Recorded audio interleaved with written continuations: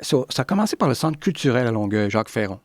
Centre culturel Jacques Ferron. J'avais lu quelque chose sur ce centre culturel-là qui offrait beaucoup de disciplines artistiques. Je trouve ça intéressant, la peinture, la sculpture, parce que c'est un beau centre. C'est un centre qui est très dynamique. Beaucoup d'artistes de longue expérience qui donnent des cours dans toutes sortes de domaines. Puis je trouvais ça, wow, beau centre culturel, mais ils n'ont pas de BD. Ils ne donnent pas d'atelier BD.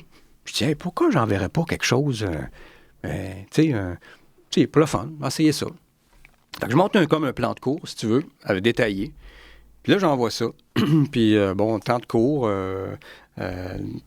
sur, mettons, 2 heures chaque fois, pendant 10 cours. Fait que là, j'envoie ça.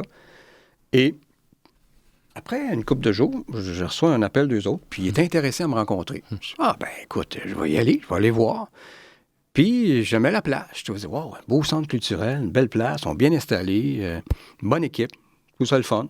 Fait que là, j'ai commencé tranquillement, là, à donner des cours. Et parallèlement à ça, j'ai entendu parler de... Moi, j'ai découvert quelque chose sur moi-même là-dedans. Je savais même pas que j'étais capable de faire ça. Parce que moi, j'étais un auteur de BD, illustrateur, j'avais écrit des affaires, j'étais dans la création principalement là-dedans. Mais enseignant, je savais pas en tout que j'étais capable de faire ça. Mais je me suis rendu compte qu'en faisant ça, il y a quelque chose que j'aimais là-dedans. C'était une autre forme d'art, la pédagogie. C'est l'art, c'est une présence. C'est la présence d'être avec quelqu'un et de communiquer ce que toi, tu as cultivé dans ta vie et de voir chez l'autre le potentiel artistique qui est là. Puis de voir s'il y a une connexion qui peut se faire, si je peux communiquer ou transférer ce que moi j'ai développé et ce que ça peut faire chez l'autre. Et c'est étonnant, ce qui apparaissait. Je me dis, wow, j'allume des feux. J'étais en train d'allumer un feu là, allumer un feu là. Je me disais, on va être plein de feux partout. Je trouvais ça, c'est pour ça que ça a donné des affaires comme Cactus à Longueuil, le magazine de BD. Mais le fait d'allumer l'imaginaire chez quelqu'un en lui communiquant des bases de dessin, en lui faisant réaliser qu'il y a un potentiel de création qui est là en lui et qui peut s'appuyer sur son imagination, puis créer et se surprendre soi-même.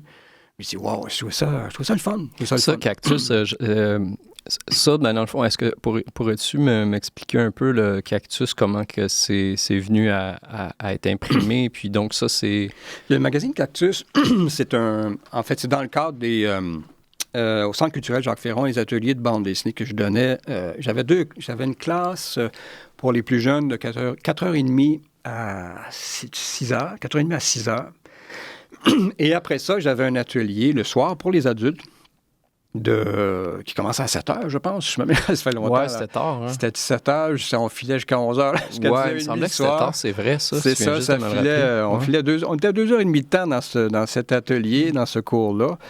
Et puis, toi, tu devais être au début, je pense, dans les années 80. Faudrait que je revérifie, mais moi, j'ai commencé cégep 94, fait que c'était avant. Avant ça, peut-être au tout début, peut-être. Probablement. C'est ça.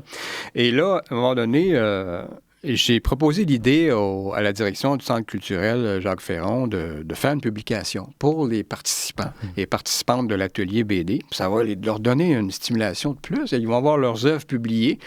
Fait que là, j'ai poussé. Ça serait le fun. Pourriez-vous financer ça? Pourriez-vous nous backer? Fait que là, j'ai dit, laissez-nous y penser. Fait que là, à un moment donné, une couple de jours plus tard, ils me reviennent et ils me disent, oui, OK, on va vous backer pour le magazine. Wow, super le fun. Fait que je dis ça aux étudiants. Vous allez avoir votre publication. C'est un numéro annuel et vous allez avoir votre BD là-dedans. Fait que là, vous avez 2 pages, 3 pages, 4 pages, selon ce que vous pouvez fournir. Puis ça, on imprimait le magazine. Puis on faisait un lancement à chaque fin de session, c'est-à-dire au mois de mai environ, mai-juin, on faisait un lancement à l'extérieur du Centre culturel Jacques Ferron, séance de dédicaces, de signatures, tout le kit, là, comme il se fait dans les festivals BD ou Salon du Livre, c'est ça. Ah, c'est fantastique. Ouais. Puis ça, les gens, s'ils veulent aller voir Cactus ou s'informer, voir les bandes dessinées, peut-être les commander ou savoir où les retrouver, ils peuvent aller sur ton site web? Moi, je ne les ai pas annoncés sur mon site web, mais s'ils vont, par exemple, au Centre culturel Jacques Ferron, puis ils vont voir tous les ateliers qui sont donnés. Il y a les ateliers BD qui sont encore donnés, parce que moi, après 10 ans, j'ai donné les ateliers pendant 10 ans au Centre culturel Jacques Ferron. Puis après 10 ans, il y a une de mes élèves qui s'appelait Annie Harrison, était là. Écoute, il était là. Pendant 10 ans, elle était là, Annie. 10 ans. Je ne sais pas si tu te souviens, elle était là au tout début. Puis, elle était là jusqu'à la fin. Moi, je pense que j'ai quitté en 2001, 2002, quelque chose comme ça. Puis, elle a toujours été là, chaque session. Je pense qu'elle a suivi 20 sessions. Là, elle était toujours... Puis, tu voyais que son style s'améliorait à chaque fois. Puis, beaucoup de rigueur, très discipliné, beau dessin. Puis après 10 ans, j'ai dit à Annie, ça tenterait-tu de prendre la relève? Parce que moi, après 10 ans, ça fait 10 ans, là, je pense que je veux passer à autre chose. Mais j'aimerais ça que l'atelier continue, puis j'aimerais ça que la publication continue. Puis je pense que toi, je veux te passer le flambeau parce que c'est une personne fiable. Puis je pense que tu peux mener la barque encore longtemps. Tu sais. Fait qu'elle a pris la relève, puis il y a eu... elle m'a invité il y a 2 ans parce qu'il y a eu... c'était un anniversaire du Centre culturel Jacques Ferron. Je ne sais pas quel anniversaire, mais ils m'ont invité à cet événement-là. Puis Annie était là, puis elle m'a montré tous les cactus qui ont été faits après moi. Ah ouais. Puis il y en a eu beaucoup, là. Hey, elle n'a pas lâché, là. C'était magnifique, là, tous les magazines cactus qu'elle a continué.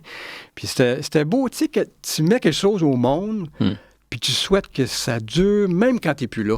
Ça, c'est extraordinaire. Tu sais, c'est un bébé que j'ai mis au monde, là, avec tous ces élèves-là, et ça continue encore aujourd'hui. Tu sais. J'aimerais juste remercier les gens qui écoutent le podcast, qui partagent, qui likent. C'est très important pour les créateurs de contenu d'avoir des gens qui vont partager et liker les vidéos. Allez sur YouTube, faites subscribe.